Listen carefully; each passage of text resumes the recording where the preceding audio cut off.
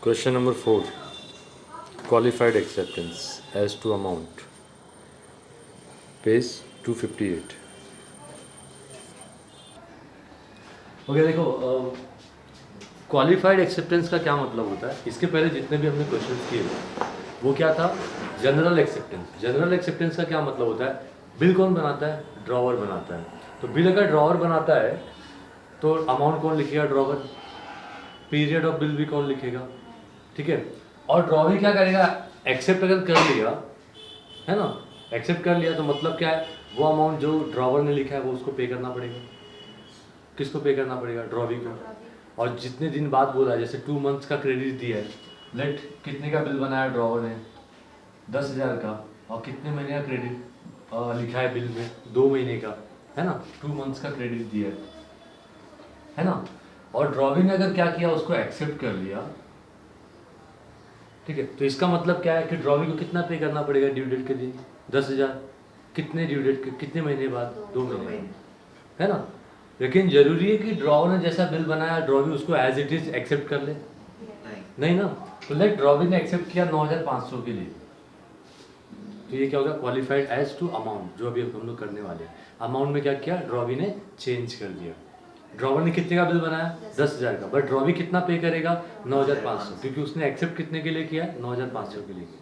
समझा। तो ये क्या है, क्वालिफाइड एज टू अमाउंट है, समझे। इसके बाद हम लोग करेंगे क्वालिफाइड एज टू टाइम। तो वो कैसे होगा वो बाद में देखेंगे, फिलहाल ध्यान से देखो, या अभी बता देता हूँ। लेट उसने ना एक्सेप्ट किया, 10,000 के लिए एक्सेप्ट किया, लेकिन वो 2 महीने बाद पैसा नहीं दे पाएगा। वो कितने महीने बाद पैसा दे पाएगा, 3 महीने बाद। तो यहाँ पे एक्सेप्टेड फॉर 3 मंथ्स। तो इसका क्या मतलब हुआ कि बिल कितने महीने का बना, 2 महीने का, लेकिन वो बिल का पेमेंट कभी करेगा, 3 महीने बाद। अब किस में चेंज किया उसने, टाइम में चेंज किया ना, तो इसको क्या बोलते हैं, qualified as to time. Qualified मतलब चेंज करना यहाँ पे, ठीक है। दो टाइप के एक्सेप्टेंस होते हैं, जनरल एक्सेप्टेंस और क्वालिफाइड एक्सेप्टेंस। जनरल एक्सेप्टेंस का मतलब क्या है कि बिल कितने का बना, 10 का, कितने महीने के लिए बना, 2 महीने के लिए, एक्सेप्ट किया, बस मैटर क्लोज, ठीक है। 2 महीने बाद उसको 10,000 देना पड़ेगा। किसको देना पड़ेगा, ड्रॉवी को। किसको, ड्रॉवर को थोड़ी ना, जरूरी है किसको देगा वो पैसा, पेई को। Very good. कितनी पार्टी होती है टोटल, 3 पार्टी होती है, क्या समझे, ड्रॉवर, ड्रॉवी और पेई, ठीक है। तो जनरल एक्सेप्टेंस मतलब क्या, no change in amount and period, है ना। और क्वालिफाइड मतलब क्या, change in amount and period, है ना, टाइम, ठीक है। तो स्टार्ट करें।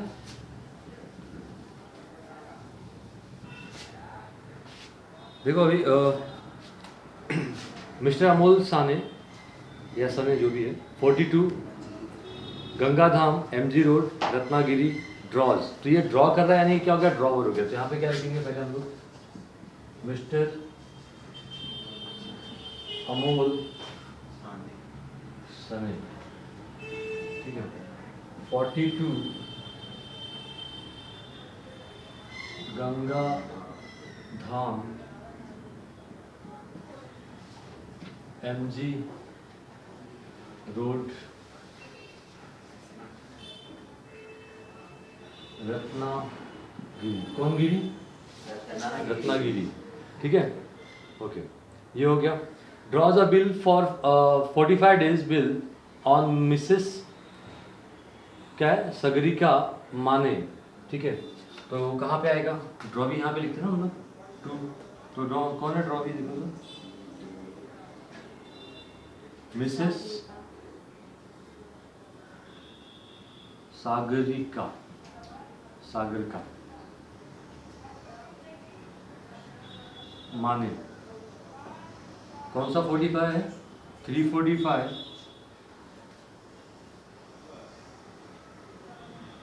बहुत अच्छा नाम है, कुमठेकर रोड पुणे, ठीक है। फॉर 18,750, कितने का बिल बना रहे, 18,750 ऑन 1 मार्च 2020। कभी बिल बना रहे, 1 मार्च 2020, which was accepted on 4th मार्च, कभी एक्सेप्ट किया 4th मार्च को for 15,000 only by mister Sagarika माने, मिसेस सागरिका माने। बिल कितने का बनाया 18,750 का, और एक्सेप्ट कितने का किया, खाली 15,000 का। तो ये क्या होगा, कौन सा बिल हो गया, क्वालिफाइड एज टू अमाउंट, है ना। ठीक है, तो अभी कैसे बिल बनाएंगे, यहाँ पे क्या रहेगा, स्टैम्प, फिर उसके नीचे क्या रहता है, किसमें, फिगर में। कितने का बिल बन रहा है, 18,750। ठीक है, अब यहाँ पे क्या लिखेंगे, कितने महीने का क्रेडिट पीरियड है, 45 डेज का ना। और कौन सा बिल है, आफ्टर डेट है या आफ्टर साइट है, ऐसा लिखा है क्या, नहीं लिखा, तो आप क्या लोगे, आफ्टर डेट। ठीक है, तो 40, फिगर में मत लिख देना, वर्ड्स में लिखना है, 45 days after the date pay to मी। यहाँ पे किसी ड्रॉविंग, किसी पे का नाम दिया क्या क्वेश्चन में, नहीं दिया। पे to me or my order the sum of rupees 18,750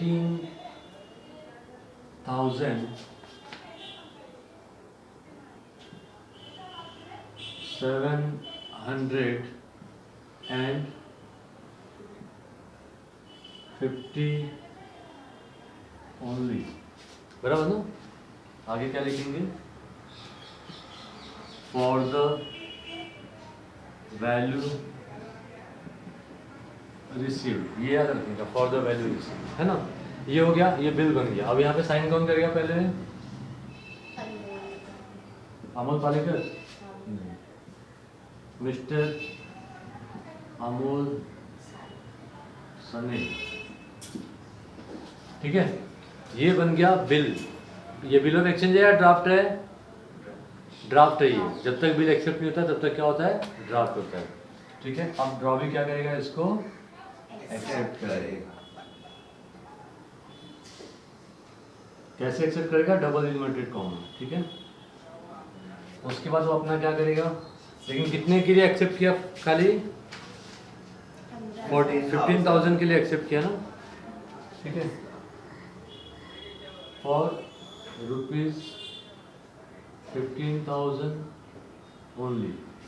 तो जैसे ही अमाउंट हमने चेंज किया, 18 की जगह पे 15 लिखा, तो ये क्या हो गया, क्वालिफाइड बिल हो गया एज टू अमाउंट। ठीक है, उसके बाद क्या आएगा, एच डी, किसका H D, Mrs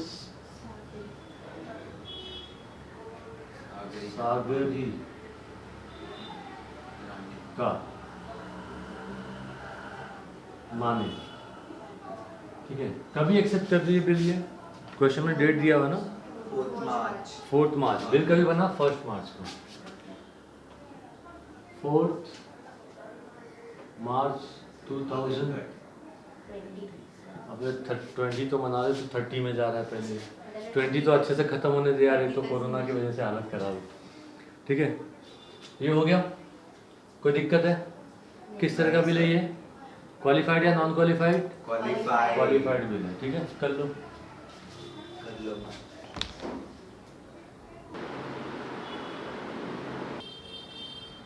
question number 5, qualified acceptance as to time, page 259। Okay, तो पहला क्वेश्चन जो हमने किया वो क्या था, क्वालिफाइड एज टू अमाउंट था, और अभी क्या है, qualified as to time. Same वैसे ही करना है, खाली टाइम चेंज होगा। देखो अभी, partners of Nirja publishing house, Nariman point, Mumbai. ठीक है, समीर गुप्ता ड्रॉज, आज समझ में, partners of Nirja publishing house, ये ध्यान में रखना, पार्टनरशिप फॉर्म होता है ना, तो उधर एक ही पार्टनर होता है क्या, नहीं, मिनिमम कितने होते हैं, 2 होते हैं ना। तो उसमें से एक पार्टनर क्या कर रहा है, बिल बना रहा है। तो पार्टनरशिप फर्म का नाम क्या है, निर्जा पब्लिशिंग हाउस। ठीक है, और उसमें पार्टनर कौन है, समीर गुप्ता, वो बिल बना रहा है। आया समझ में? तो कैसे इसको लिखेंगे ध्यान से देखना अभी।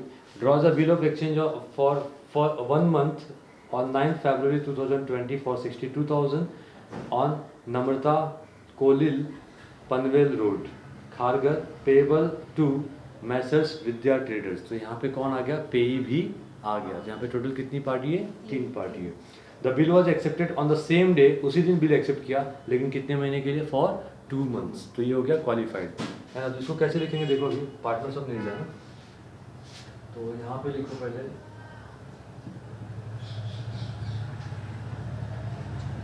Nirja publishing house,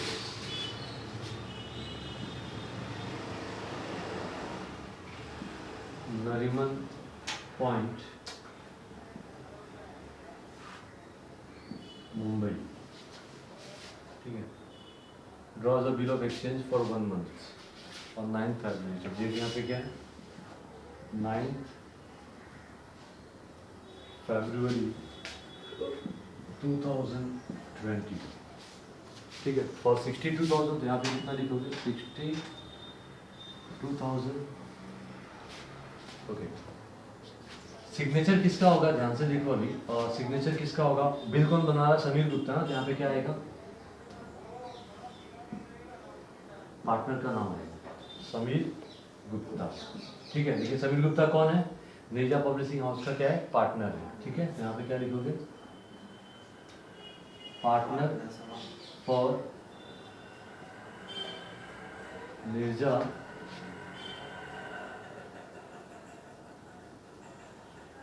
publishing house. ठीक है। समझा ये कुछ? इस तरह से करना। अब किसके ऊपर बिल बन रहा है? नम्रता कोलिल। यहाँ पे लिखो नम्रता कोलिल।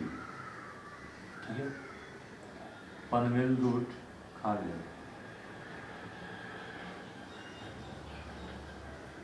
पनवेल रोड खारगर। किसका घर? खारगर। ठीक है। ये हो गया।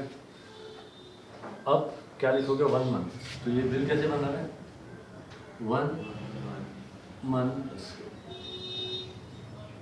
आफ्टर साइड आफ्टर डेट नहीं दिया, क्या लिखोगे? After the date pay to me होगा या किसी बंदे को है? किसी और को है ना। पे टू क्या होगा? मैसर्स विद्या रानी, सॉरी विद्या क्या है? ट्रेडर्स। कौन सा वाला? लोनावाला। लोनावाला। ठीक है। और हिज ऑर्डर क्या लिखेंगे? और हिज ऑर्डर। हिज कैसे आएगा? हिज किसी एक बंदे के लिए होता है ना। बट ये क्या मैसर्स है, तो मैसर्स मतलब क्या होगा? कंपनी हो गया। तो क्या आएगा? डियर आएगा। और डियर ऑर्डर। इन चीज़ों का ख्याल रखना आपको, नहीं तो मार्क्स कट जाएगा। ठीक है। और dear order the sum of rupees कितना है?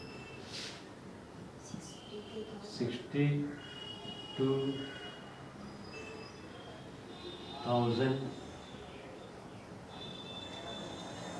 only for the value received। हो गया? सिग्नेचर आ गया ड्रॉवर का। ठीक है। अब ये बिल क्या है? बिल क्या है? ये ड्राफ्ट है। Very good. ड्राफ्ट याद रहेगा आप लोगों को हमेशा के लिए। ओके। अब ड्रॉवी क्या करेगा? एक्सेप्ट करेगा।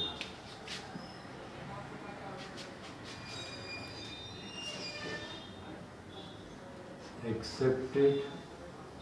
कितने महीने के लिए एक्सेप्ट किया उसने? फॉर 2 months ना। फॉर, या फिर ऐसे लिखो एक्सेप्टेड को डबल इंटेड करो फॉर 2 months। ठीक है। उसने बिल कितने महीने का बनाया? बिल कितने महीने का बनाया? 1 महीने का। और इसने एक्सेप्ट कितने किया? 2 महीने के लिए, ठीक है। एचडी किसका आएगा? नम्रता, कोलिन। और एक्सेप्ट का भी क्या सेम डे किया ना, तो डेट यहाँ पे नीचे आएगा क्या? यस, ठीक है। नहीं लिखते तो भी चलता था, लेकिन चलिए ठीक है। 9 फरवरी 2020, ये हो गया आपका। हर तरह का बिल हमने क्या किया, कर लिया। अभी डिमांड बिल है और क्या प्रॉमिसरी नोट है, तो वो हम लोग कल देखेंगे। अभी हम लोग इसके जस्ट बाद क्या करने वाले हैं, ड्यू डेट कैलकुलेट करना सीखेंगे कि ड्यू डेट कैसे कैलकुलेट किया जाता है, ठीक है। तो फिलहाल इसको पहले कॉपी कर लो, फिर ड्यू डेट करते हैं।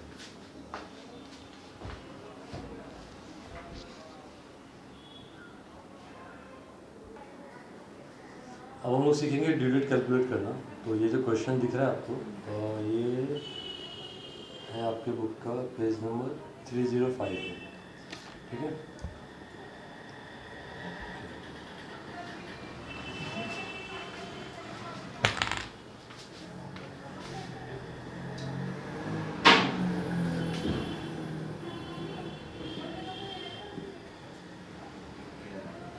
जब मैं एक्सप्लेन कर रहा था ये चैप्टर, तो उस टाइम पे हमने ड्यू डेट कैलकुलेट करना सीखा था, लेकिन मंथ में थे वो, है ना। अब डेज में रहेंगे तो किस तरह से आपको पता होना चाहिए कौन से महीने में कितने दिन होते हैं, है ना। याद है किसी को? जनवरी में कितने दिन होते हैं बच्चा?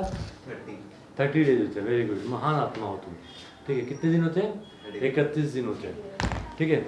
अब 29 डेज फरवरी में कब आता है?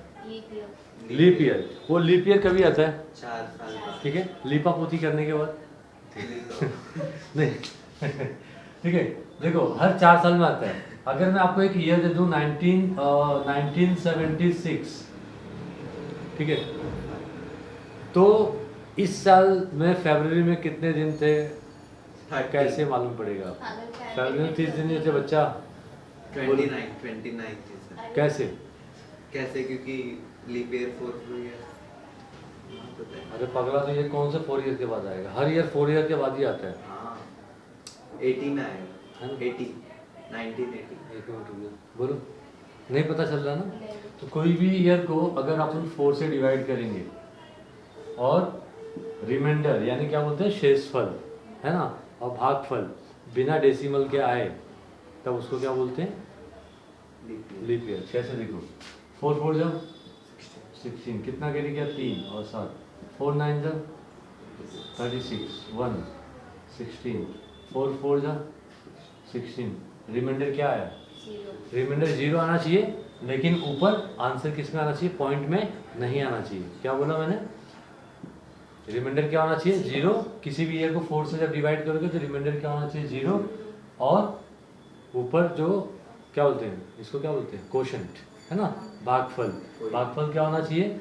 पॉइंट में नहीं आना चाहिए, 0.4 0.6 ऐसा नहीं आना चाहिए। तब उस साल को क्या बोलते हैं? लीप ईयर बोलते हैं। अब ये 2020 क्या था? लीप ईयर था। कैसे देखो, 2020 4 5 जा 20 और 2 कैरी किया, ठीक है। 2 में टेबल नहीं जाएगा, 2 0 जा 0 2, फिर ये 0 को लोगे, 4 5 जा 20। रिमाइंडर क्या है? 0। क्वेश्चन क्या है? डेसिमल में है क्या क्वेश्चन? नहीं। तो इसका मतलब ये क्या था? लीप ईयर था। आया समझ में? तो कोई भी ईयर आपको ड्यू डेट कैलकुलेट करने के लिए दिया रहेगा और उसमें फिर फेब का अगर महीना आ गया ड्यू डेट कैलकुलेट करने में, तो उसमें 29 डेज थे या फिर 28 डेज थे, आप इस तरह से निकाल सकते हो। समझे कि नहीं समझे? ठीक है, अच्छा चलो, ये तो हो गया। इसके अलावा एक चीज़ और है, कौन से महीने में कितना दिन होता है वो अगर आपको नहीं मालूम है तो ये देखो नकल्स, देखो अभी यहाँ पे, ठीक है। इसमें ऊपर से शुरू करने का, जनवरी 31 दिन, फरवरी 28 से 29, मार्च 31, ऊपर है ना? नहीं, यहाँ से स्टार्ट कर, डिस्टर्ब मत कर। जनवरी 31, फरवरी 28 से 29, मार्च आधा रखो 31, फिर सॉरी मार्च में क्या आता है? अप्रैल, नीचे आया ना 30 दिन, नीचे आया ना 30 दिन, फिर मई वापस से ऊपर आया ना तो 31, फिर जून नीचे आया ना 30 दिन, फिर जुलाई किधर आया? ऊपर आया कितना दिन? 31, फिर वापस यहाँ पे आ जाओ, ऊपर आ गया ना, Yes. तो क्या हो गया अगस्त 31, समझा ना, वापस ऊपर ही आया ना, Yes, sir. तो 31, फिर अगस्त का सितंबर 30, अक्टूबर 31, फिर नवंबर 30, दिसंबर ऊपर आ 31 सबको मालूम है Yes. है ना। Beauty. ओके चलो ये हो गया। अब हम लोग क्या करेंगे, तो कौन से महीने में कितने दिन होते हैं लीप ईयर, फैब में कभी 29 डेज होते हैं, आपको सब मालूम पड़ गया। अभी देखो पहला क्या दिया हुआ है क्वेश्चन,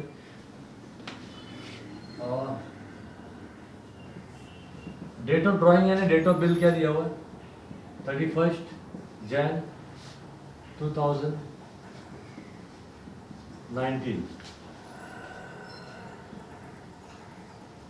डेट ऑफ एक्सेप्टेंस क्या दिया हुआ, 1 Feb 2019। क्रेडिट पीरियड कितना दिया है, 60 डेज, लेकिन आफ्टर डेट, तो आपको ड्यू डेट कैलकुलेट करना है। तो ड्यू डेट कहाँ पे कैलकुलेट करोगे, यहाँ पे या यहाँ पे, आफ्टर डेट दिया हुआ है ना, कौन सा ड्यू डेट दिया है, ये हो गया आफ्टर डेट। एक्सेप्ट क्या वहाँ से कैलकुलेट करेंगे, तो क्या लिखेंगे, आफ्टर साइड।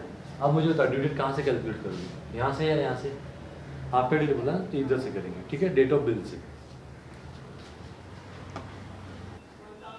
चलो कितना दिन दिया, 60 डेज दिया ना, ये कौन सा महीना, जनवरी है, जनवरी का 31, तो जनवरी खत्म हो गया, अगला महीना कौन सा आएगा, फरवरी आएगा, ठीक है, फिर क्या आएगा, मार्च, ये 2 महीने में 60 दिन हो जाएगा ना, ठीक है। तो देखो तो 60 दिन कैसे कैलकुलेट करेंगे, फरवरी में कितना पूरा 29 दिन लो या 28 दिन लो, कौन सा महीना ये 19 है, तो कितना आएगा 28 डेज आएगा, है ना, फरवरी का। फिर मार्च में कितना दिन आएगा, मार्च में टोटल 31 दिन होता है ना, और क्रेडिट पीरियड कितना 60 दिन का, तो मैंने टोटल 31 क्यों लिया, क्योंकि इन दोनों को मिलाएंगे ना तो भी पूरा 60 दिन नहीं होगा, 60 दिन हो रहा है क्या, कितना 59 डेज हो रहा है ना। तो इसका मतलब ड्यू डेट कभी आएगा, अप्रैल में आएगा। तो अगर अप्रैल का मैं एक दिन और ऐड कर दूँ तो ये हो जाएगा, है ना, तो इसका मतलब 60 दिन हो रहा है यहाँ पे पूरा, यानी यहाँ पे 1 अप्रैल 2019 को कितना दिन हो रहा है, 60 दिन पूरा हो रहा है। तो ये कौन सा ड्यू डेट होगा, आफ्टर डेट, लेकिन कौन सा, 2 होता है ना, नॉमिनल ड्यू डेट और लीगल ड्यू डेट, तो ये कौन सा ड्यू डेट है, Legal. ये नॉमिनल ड्यू डेट है, आया समझ में। फिर इसमें 3 दिन ग्रेस पीरियड ऐड करेंगे, ठीक है, ये कौन सा ड्यू डेट है, नॉमिनल ड्यू डेट है, एनडीटीवी, ठीक है। तो इसमें क्या करोगे, 3 दिन किसका ऐड करोगे, ग्रेस पीरियड, ये जगह 4, तो 4 April 2019 will be legal due date. देखो तो आंसर में आया क्या,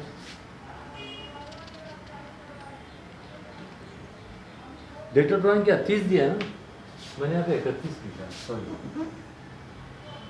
30 है, ठीक है। चलो तो 30 है, तो जनवरी का भी एक दिन आएगा, है ना, जैन का कितना दिन आएगा, एक दिन, क्योंकि 30 को बिल बना ना, तो उसके बाद जनवरी में कितने दिन होते हैं, 31 दिन होते हैं, तो एक दिन जनवरी का लिया, फरवरी का 28 दिन और मार्च का 31 दिन, तो यहाँ पे पूरा कितना हो गया, 60 days. तो मार्च 31 को 60 दिन पूरा हो रहा है ना, तो आपका नॉमिनल ड्यू डेट कभी आएगा, 31 मार्च 2019। फिर इसमें 3 दिन ग्रेस ऐड करोगे तो ये कितना, 31 + 3 34 हो जाएगा, 9. 34 होगा क्या, वेरी गुड बेटा, नहीं। 34 डेज के महीने नहीं होते, तो 31 का सीधा 1 काउंट करो, तो 1, 2 और 3, तो ये 3 कौन सा आएगा, 3 अप्रैल आएगा, कौन सा होगा ये, 3 अप्रैल 2019, समझ में आया कुछ। तो legal due date will be calculate, इसको लिख लो फटाफट। दूसरा जो क्वेश्चन है उसमें डेट ऑफ ड्राइंग यानी डेट ऑफ बिल क्या है, 17 अगस्त 2019, और एक्सेप्ट कभी किया 21 अगस्त 2019, ठीक है। क्रेडिट पीरियड कितना दिया है, 3 महीने का, है ना, 3 मंथ्स, वो भी आफ्टर साइड। तो ड्यू डेट आफ्टर डेट से कैलकुलेट करोगे या आफ्टर साइड से कैलकुलेट करोगे, आफ्टर साइड से। तो यहाँ पे क्या लिखोगे, क्रेडिट पीरियड कितने महीने का है? 3 महीना। इसके पहले डेज में था तो हमने डेज में ऐड किया, अभी मंथ में तो हम लोग कौन से कॉलम में ऐड करेंगे? मंथ वाले में। तो 8 और 3 कितना होता है? 11। तो ये 21/11/2019 है ना, ये कौन सा डेट बनेगा? नॉमिनल ड्यू डेट है ना। फिर इसमें 3 दिन जब ग्रेस ऐड करोगे तो ये क्या बन जाएगा? ये कौन सा पीरियड है? Grace period, GP grace period. तो ये 24/11/2019 will be your legal due date. आया क्या? ठीक है, कर लो ये। तो ये जो ड्यू डेट है ये किसके हिसाब से? ये आफ्टर साइड, यहाँ से करते थे आफ्टर डेट से तो वो तो कुछ अलग आता था, है ना। कर ओके।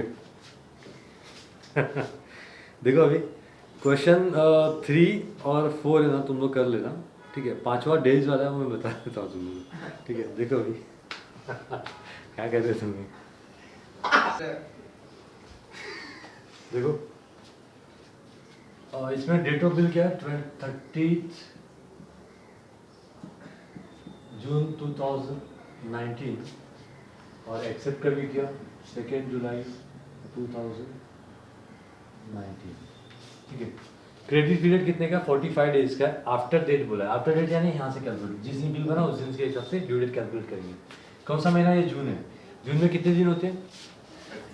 30 डेज होते हैं। पक्का कर सकते हो आप, जैन फेब मार्च अप्रैल मई जून, जून की जगह नीचे आया, इसका मतलब क्या हो गया? 30 डेज। 30 दिन जून का बीत गया, है ना। तो अगला महीना जून के बाद क्या आता है? जुलाई। तो जुलाई के कितने दिन लेंगे हम लोग? पूरे 31 दिन ले सकते हैं। क्यों? क्योंकि क्रेडिट पीरियड कितना है? 45 डेज का है। तो अगले महीने का कितना दिन आएगा?